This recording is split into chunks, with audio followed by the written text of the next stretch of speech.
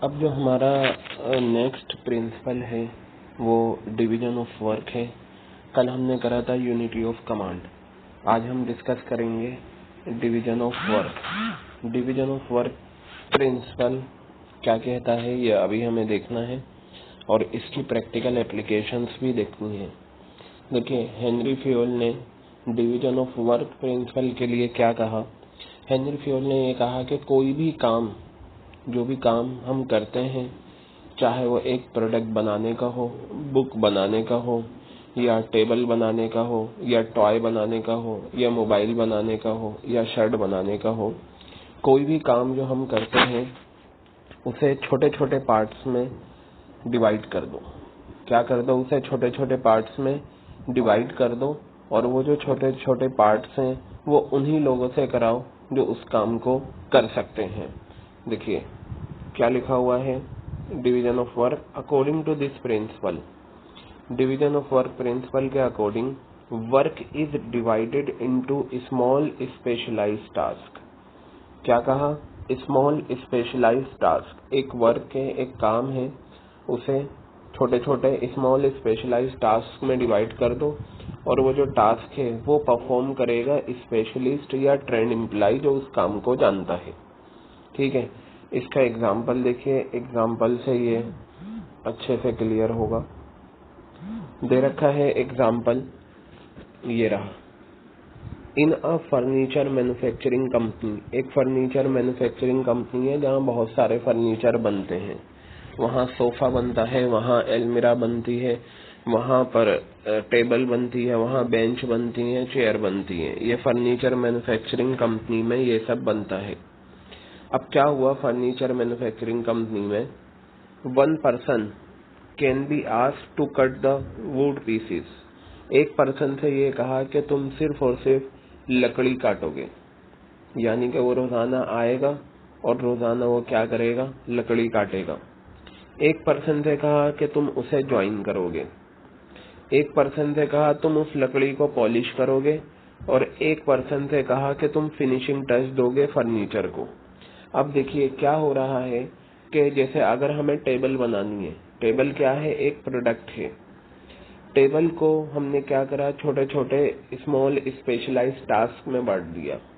सबसे पहले एक पर्सन से कहा कि तुम सिर्फ लकड़ी कटिंग करोगे, एक पर्सन से कहा तुम उसे ज्वाइन करोगे, एक पर्सन से कहा तुम उस लकड़ी पर पॉलिश करोगे और एक पर्सन से कहा तुम फर्नीचर यानी कि टेबल को फिनिशिंग टच दोगे। विद दिस डिवीजन, ऐसा करने से क्या होगा? हर पर्सन स्पेशलाइज बन जाएगा अपने काम में और उसकी इफेक्टिवनेस और एफिशिएंसी क्या हो जाएगी?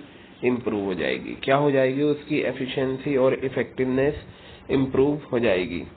तो यहाँ पर क्या होता है कि जो स्पेशलाइज्ड टास्क है वो लोग वही करते हैं जो उसके स्पेशलिस्ट होते हैं। एक और एग्जांपल आपको दे रखा है यहाँ पर। जैसे पीटर इंग्लैंड एक फेमस ब्रांड है, शर्ट बनाता है, क्वालिटी शर्ट्स। पीटर इंग्लैंड ने क्या करा? अपना काम it's work among various group, यानी कि मान लीजिए अगर पीटर इंग्लैंड क्या करता है? सिर्फ शर्ट बनाता है, बनाता बहुत सारी चीजें हैं, लेकिन हम एक प्रोडक्ट ले लेते हैं, शर्ट। तो पीटर इंग्लैंड ने क्या करा? One group is responsible for making collars. Peter England company में बहुत सारे, मान लीजिए 20 लोग काम करते हैं, तो उसमें एक ग्रुप बना दिया 4 लोगों का और उनसे ये कहा कि तुम सिर्फ और सिर्फ डेली आओगे और कॉलर्स बनाओगे। एक ग्रुप से ये कहा कि तुम स्टिचिंग बटन्स लगाओगे। एक ग्रुप से कहा कि तुम पैकिंग करोगे। इससे क्या होगा? हर इंसान को वो काम मिल जाएगा जो वो आसानी से कर सकता है और जिसके लिए वो आया है। तो हेनरी फ्योल ने यही कहा कि डिवीजन ऑफ वर्क जो प्रिंसिपल है उसमें आप किसी भी काम को छोटे छोटे पार्ट्स में बांट दो और वो छोटे छोटे पार्ट्स उन्हीं लोगों से कराओ जो उसको कर सकते हैं। देखिए, जब एक इंसान को वो काम मिलता है जो वो कर सकता है तो इससे क्या होता है? स्पेशलाइजेशन आता है और इससे एफिशिएंसी बढ़ती है। रोजाना अगर कोई इंसान वही काम करे जो उसे आता है तो इससे क्या होता है? उसकी एफिशिएंसी बढ़ती है। ये डिवीजन ऑफ वर्क है। ये 2 एग्जाम्पल हैं, आप इसमें से कोई भी एक एग्जाम्पल ले सकते हैं। अब देखिए यहाँ पर क्या है इसको अगर हम डिवीजन ऑफ वर्क प्रिंसिपल को फॉलो करते हैं तो इसका क्या पॉजिटिव इफेक्ट आएगा। डिवीजन ऑफ वर्क प्रिंसिपल को अगर हम फॉलो करते हैं तो क्या इफेक्ट आएगा, और अगर हम इसको फॉलो नहीं करते तो इसका एडवर्स इफेक्ट क्या आएगा। अब जरा ध्यान से देखिएगा आप, डिवीजन ऑफ वर्क को अगर हम फॉलो करते हैं तो इससे क्या होगा, स्पेशलाइजेशन आएगा। बिल्कुल सही बात है, जैसे मैंने आपको बताया था शर्ट जो है वो एक कंप्लीट प्रोडक्ट है, ठीक है। अब शर्ट को हमने क्या करा, अलग अलग पार्ट्स में बांट दिया। एक टेलर की दुकान पे अगर 10 लोग काम करते हैं और वो शर्ट बनाते हैं, तो टेलर ने जो मालिक है उसने क्या करा, उन 10 लोगों में से 3 लोगों से ये कहा कि तुम सिर्फ क्या करोगे, शर्ट की कटिंग करोगे, यानी कि जो फैब्रिक आएगा उसकी कटिंग करोगे, जो भी कस्टमर लेकर आएंगे उनकी नाप लोगे और कटिंग करोगे, तुम्हारा यही काम है। और फिर 10 में से 3 लोगों को ये काम मिला और 4 लोगों से ये कहा कि तुम शर्ट्स बनाओगे, यानी कि स्टिचिंग करोगे, और 3 लोगों से ये कहा कि तुम पैकिंग करोगे। तो अब आप ये देखिए 10 लोग, उसमें से 3 लोग क्या कर रहे हैं, फैब्रिक की कटिंग कर रहे हैं, 4 लोग क्या कर रहे हैं, शर्ट बना रहे हैं, और 3 लोग क्या कर रहे हैं, पैकिंग कर रहे हैं। होगा क्या, हर इंसान को वो काम मिल रहा है जो वो आसानी से कर सकता है, जो उसके मिजाज के हिसाब से है, ठीक है। जो कटिंग करने वाले हैं उन्हें कटिंग का काम मिल रहा है, जो शर्ट बनाने वाले उन्हें शर्ट का काम मिल रहा है, और जो आपका पैकिंग करने वाले हैं उन्हें पैकिंग का काम मिल रहा है। तो ये बताइए, आप खुद सोचिए, जब एक इंसान वो काम रोजाना करे जो वो आसानी से कर सकता है, जिसमें उसका इंटरेस्ट है, तो बताइए इससे स्पेशलाइजेशन आएगा या नहीं। तो division of work principle follow करने से क्या होता है, स्पेशलाइजेशन आता है। तो यहाँ पर बताया स्पेशलाइजेशन वाला point, when an employ repeats the same work, जब एक employ repeats the same work, एक काम अगेन एंड अगेन करेगा, तो वो स्पेशलिस्ट बन जाएगा उस काम में। He will be able to handle the same work very well. तो जब एक इंसान रोजाना एक जैसा काम करेगा तो उसमें क्या बन जाएगा, स्पेशलाइज बन जाएगा। अब हम बात करते हैं, अगर हम इस प्रिंसिपल को फॉलो ना करें तो इसका एडवर्स इफेक्ट क्या होगा, मोनोटोनी। देखिए क्या होता है, while doing the same work again and again, अगर हम एक जैसा काम अगेन एंड अगेन करते हैं और स्टार्ट फीलिंग मोनोटोनस, क्या हो जाएगा, बोर हो जाएगा एक जैसा काम करने से। देखिए एक काम के दो एस्पेक्ट्स, अगर एक जैसा काम हम बार बार करेंगे तो हमारे अंदर स्पेशलाइजेशन आएगा, अगर इसका नेगेटिव एस्पेक्ट देखो तो हम बोर हो जाते हैं। तो आप ये पॉजिटिव इफेक्ट और ये एडवर्स इफेक्ट ये आपको देखना है। हमने एग्जाम्पल कर लिए, अब हम अपने नोट्स पर आते हैं और देखते हैं कि इसमें हमें क्या करना है। देखिए डिवीजन ऑफ वर्क मैंने आपको बता दिया था। पहला पॉइंट क्या था, पहला पॉइंट ये कहता है कि एक काम को छोटे छोटे स्मॉल स्पेशलाइज टास्क में बांट दो, और वो जो टास्क हैं वो उन्हीं से करवाओ जो स्पेशलिस्ट हैं या ट्रेंड एम्प्लॉय हैं। देखिए गर्ल्स, इसी वजह से, यानी कि डिवीजन ऑफ वर्क प्रिंसिपल की वजह से आज बड़ी बड़ी कंपनीज में सेपरेट डिपार्टमेंट्स हैं। क्या कहा, it is because of this principle in a company there are separate departments. ये बताइए, एक जो बड़ी कंपनी होती है जैसे रिलायंस हो गई, विप्रो हो गई, हल्दीराम हो गई, इन कंपनीज में क्या होता है, डिपार्टमेंट्स अलग होते हैं। फाइनेंस डिपार्टमेंट अलग, सेल्स डिपार्टमेंट अलग, प्रोडक्शन अलग, एचआर डिपार्टमेंट अलग, R&D डिपार्टमेंट अलग। तो फाइनेंस में फाइनेंस वाले काम करेंगे, परचेज में परचेज वाले काम करेंगे। तो बताइए डिवीजन ऑफ वर्क का जो मेन थीम है वो यहाँ अप्लाई हो रहा है। तो ये क्वेश्चन बन जाता है कि वेहनी फ्यूल का कौन सा प्रिंसिपल है जिसकी वजह से एक कंपनी में डिफरेंट डिपार्टमेंट्स होते हैं, तो आप कहेंगे division of work. Is it clear.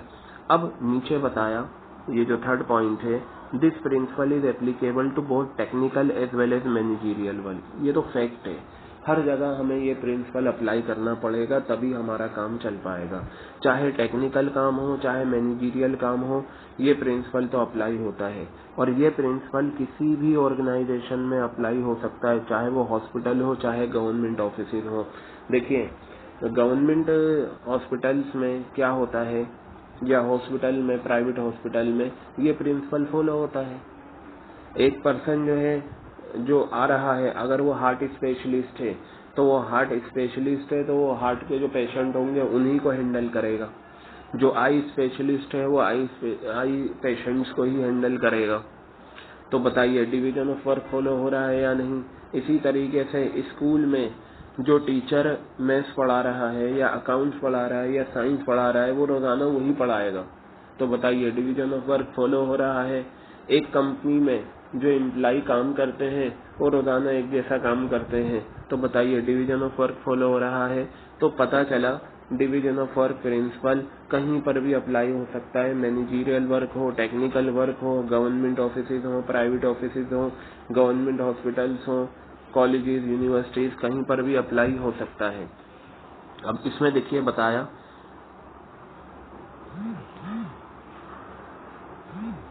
This principle, हाँ ये देखिए according to this principle work is allocated as per capabilities of employees की कैपेबिलिटीज के हिसाब से ही उसे काम दिया जाता है। The intent of division of work principle is to produce more and more better work for the same efforts. देखिए जब आपको पता है एक जैसा काम अगर किसी एम्प्लॉय को रोजाना करना पड़ रहा है, इसका मतलब वो काम उसे उसकी कैपेबिलिटीज के हिसाब से दिया गया है। वो काम उसे उसकी कैपेबिलिटीज के हिसाब से दिया गया है। और इसी तरीके से यहाँ पर बताया कि डिवीजन ऑफ वर्क की जो इंटेंट होती है, जो इंटेंशन होती है वो क्या होती है, ज्यादा से ज्यादा काम प्रोड्यूस करना है सेम एफर्ट्स के लिए। एक पॉइंट और है, this principle is a base of functional foremanship technique. तो पता चला ये फंक्शनल फॉरमैनशिप टेक्निक क्या है ये हम आगे सीखेंगे। कल भी मैंने आपको बताया था यूनिटी ऑफ कमांड प्रिंसिपल जो है वो कॉन्ट्राडिक्ट है किसके, फंक्शनल फॉरमैनशिप के। और डिवीजन ऑफ वर्क क्या है, वो एक बेस है किसका, फंक्शनल फॉरमैनशिप टेक्निक का। तो गर्ल्स ये हमारा प्रिंसिपल था डिवीजन ऑफ वर्क का जो हमने डिस्कस करा। और इस प्रिंसिपल में जो हमने डिस्कस करा है अगर आप बिगिनिंग से देखें, सबसे पहले हमने डिवीजन ऑफ वर्क का कॉन्सेप्ट करा। कॉन्सेप्ट क्या था, डिवीजन ऑफ वर्क प्रिंसिपल ये कहता है कि एक काम को आप छोटे छोटे टास्क में बांटो और वो टास्क उन लोगों से कराओ जो उसको करने के स्पेशलिस्ट हैं। डिवीजन ऑफ वर्क प्रिंसिपल की वजह से एक कंपनी में डिफरेंट डिपार्टमेंट्स होते हैं। डिवीजन ऑफ वर्क प्रिंसिपल की बेसिस पर हम क्या करते हैं, एम्प्लॉइज को काम उनकी कैपेबिलिटीज के हिसाब से देते हैं। इस डिवीजन ऑफ प्रिंसिपल का जो इंटेंट है वो क्या है, ज्यादा से ज्यादा काम को प्रोड्यूस करना है सेम एफर्ट्स के लिए। और ये जो डिवीजन ऑफ वर्क प्रिंसिपल है ये फंक्शनल फॉरमैनशिप टेक्निक का बेस है। दो में से कोई एक एग्जाम्पल आप नोट कर लेना, पीटर इंग्लैंड वाला या फर्नीचर वाला। इसी तरीके से आप और भी बहुत सारे एग्जाम्पल ले सकते हो। और आप देखिए नीचे जो इसका था, अगर हम division of work principle follow करते हैं तो फॉलो करने से क्या होगा, स्पेशलाइजेशन आएगा। Because if an employ is doing a work again and again then he will get specialise in that task. लेकिन अगर वो एक जैसा काम करेगा तो वो बोर भी हो सकता है, मोनोटोनस। Is it clear. तो ये था हमारा डिवीजन ऑफ वर्क प्रिंसिपल।